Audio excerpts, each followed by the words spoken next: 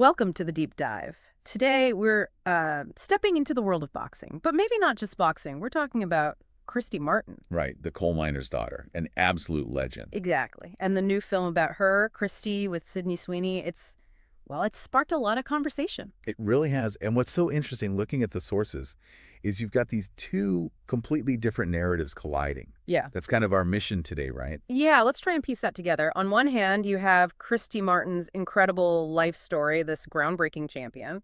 And on the other, the film itself. Critically acclaimed, people are raving. But the box office, oof, a total disaster. Historically bad, almost.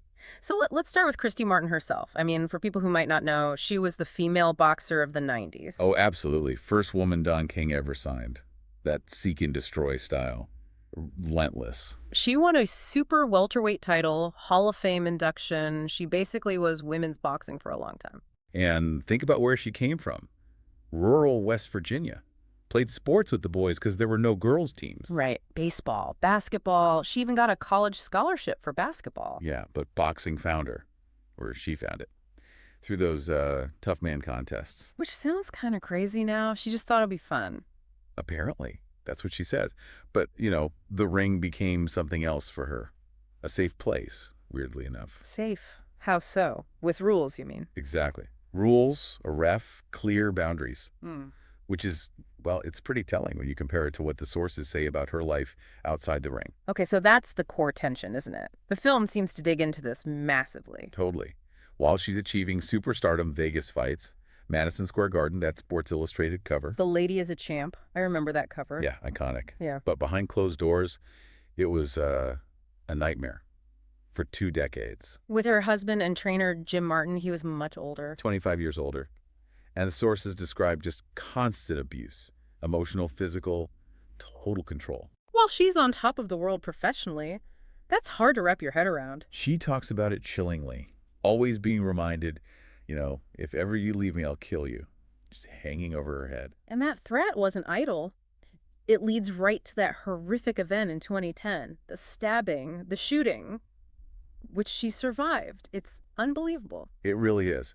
But the trauma, as her memoir, Fighting for Survival, shows, it didn't even start there. Right. She talks about childhood sexual abuse, too. Yeah, and hiding her sexuality her whole career. Being gay in that hyper-masculine world back then, impossible. So it wasn't just one fight. It was layers of battles against opponents, against abuse, against parts of herself.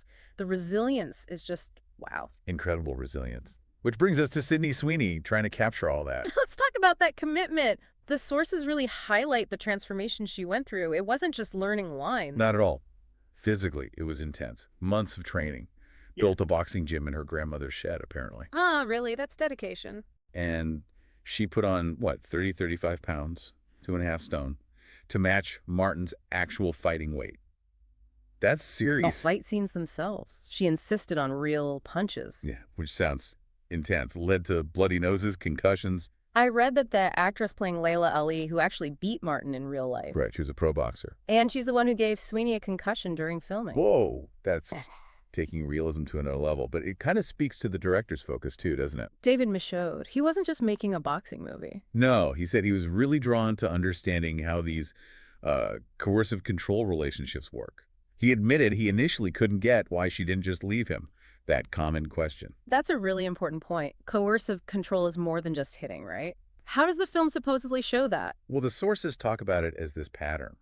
Isolation, controlling money, mind games, breaking down your self-worth, making leaving feel impossible. Like your whole reality is controlled. Exactly.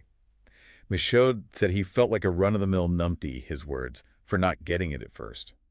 The film tries to show why leaving is so hard, not just that it is. And Ben Foster playing Jim Martin, that's a tough role. How do you play that kind of manipulator without, making him seem justified? Yeah, that's the tightrope walk.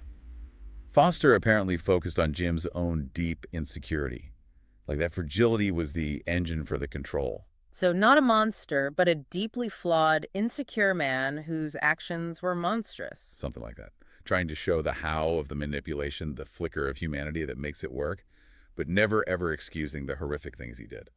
But Christy's character is complex too. The film had to deal with her own public image, which was kind of confusing. Oh yeah, Aggressively regressive is how one source put it, claiming to be a traditional homemaker, making nasty comments about other female boxers being dykes. While hiding her own sexuality, that's a lot to unpack. The co-writer, Mira Folks, suggested it came from deep self-loathing and just being surrounded by, well, bad influences in that boxing world, trying to fit in. So maybe performing this extreme anti-feminist, homophobic persona as a defense mechanism. It seems like it. Hating the parts of herself she couldn't show. Though Sweeney saw it a bit differently. Maybe more about focus on the sport, not wanted to be a puppet for a movement. Interesting take. Either way, that tension between the public image and the private reality is key. It all ties back to the trauma, the hiding. Absolutely. Which makes the film's reception even stranger. Okay, let's pivot to that. Released November 7th, 2025. All this depth, Sweeney's acclaimed performance.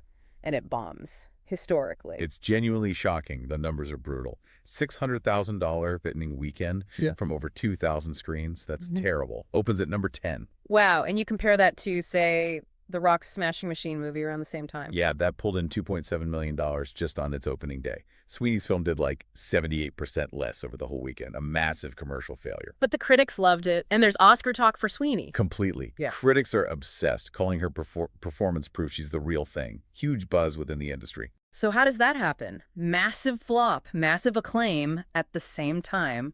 What went wrong commercially? That's the beautifully messy status, as one source called it. It's a hit and a flop simultaneously. So, theories. Yeah, what are people saying? Bad marketing. That's one theory. Maybe the studio didn't sell the story, just sold it as a boxing flick, didn't capture the trauma and survival angle effectively for a wide audience. Okay, what else? Theory 2, audience hesitation, maybe trauma fatigue. Or maybe audiences just weren't ready to see Sydney Sweeney, the euphoria sweetheart, like covered in blood instead of glitter. You mean people prefer her in lighter stuff? Rom-coms maybe? Or glossy dramas? Possibly. Yeah. And this kind of heavy subject matter, domestic violence, it's tough. Maybe people prefer to watch that kind of thing on streaming, you know. Lower commitment than a cinema ticket. That makes sense. Especially for a tough watch. Any other ideas? The third one is kind of about modern celebrity. Just because you're huge on Instagram or in fashion doesn't automatically mean you open a movie big. Box office is a whole other ballgame. Exactly. It takes a specific kind of broad appeal, maybe, that this film, with its dark themes, just didn't hit. The audience stayed away. But the industry still sees it as a win for her career. Seems like it. Like, it proves her acting chops for serious roles, even if it didn't make money. A long-term play. Which honestly brings us back to Christy Martin herself. Her legacy isn't about box office numbers. Not even close. And thankfully, there's some peace in her story now. Her ex-husband died in prison last year. And she's found happiness. I read she married a former opponent. Yeah, Lisa Holbein. They married back in 2017. That's wonderful. And what's she doing now using her experience? Really important work. She runs a nonprofit, Christy's Champs. For domestic abuse survivors. Exactly. Supporting them. And she's a motivational speaker, sharing her story very openly. Using her survival to help others escape. Yeah, she believes hearing the specifics from someone who got out helps others feel they can too. It's incredibly powerful advocacy. What a journey. From champion under the lights to enduring that darkness and now channeling it for good. It really is. Her story is just this profound example, isn't it? How public success can hide so much private pain, that deep coercive control. And maybe the film's real success isn't the box office, good or bad. But amplifying her voice, helping her advocacy work. Exactly. Securing Sweeney's rep is one thing, but helping Martin reach more people, that feels like the bigger picture. So maybe that's the final thought for you, the listener. Sweeney clearly felt this role was vital, championing Martin's message. She got critical acclaim. Does a film like this need box office success to be a win? Or is the real victory happening outside the multiplex, in the work Christy Martin is doing, potentially saving lives through her nonprofit? Something to think about, definitely. What really defines success when a story has this kind of real-world importance?